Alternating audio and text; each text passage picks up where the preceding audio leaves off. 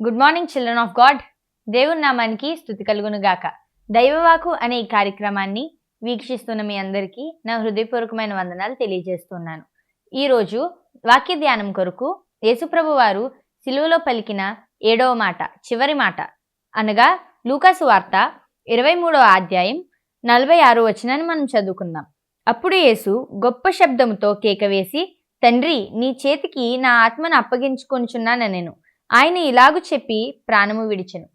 మనం చూచినట్లయితే యేసుప్రభు వారు ఇక్కడ నా ఆత్మను నీ చేతికి అప్పగించుకొనుచున్నాను అన్నారండి. యేసుప్రభు వారు తను చనిపోకముందు చేసిన చివరి పని తన ఆత్మను దేవునికి అప్పగించుకోవడం. మనం కూడా మన ఆత్మను దేవునికి అప్పగించుకోవాలండి. అప్పుడు మనం పరలోక రాజ్యంలో తండ్రి ముందు ఉంటాం.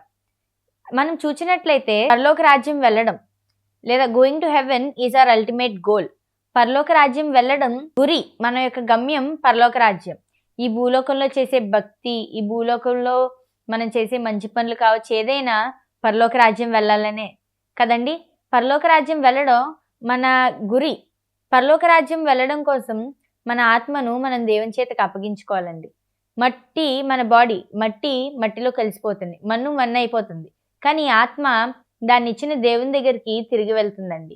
కాబట్టి మన ఆత్మను మనం దేవునికి అర్పించుకుందాం.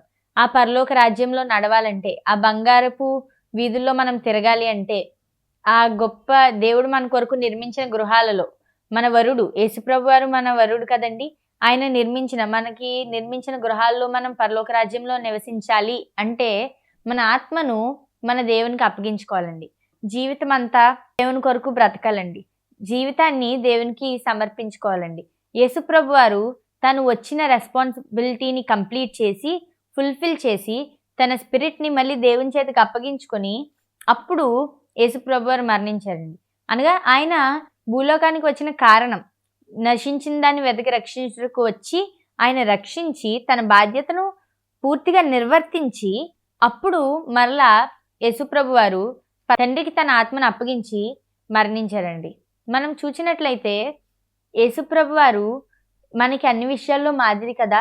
యేసుప్రభు వారిని మాదిరిగా తీసుకుని ఈ విషయంలో కూడా మన ఆశ, మన కోరిక ఎప్పుడు పరలోక రాజ్యం మీద ఉండాలండి. పరలోక రాజ్యము నేను చేరాలి, ఎప్పుడెప్పుడు చూస్తాను ఆ పరలోక రాజ్యాన్ని, పరలోక రాజ్యం నాది అన్న ఒక ఆలోచనతో, పరలోక రాజ్యం ఎప్పుడెప్పుడు వెళ్తామా అన్న ఒక ఆశతో మనం ఉండాలండి. యేసుప్రభు వారు మరణించే నిమిషాల ముందు కూడా యేసుప్రభు వారి ఆలోచన పరలోక రాజ్యం అండి.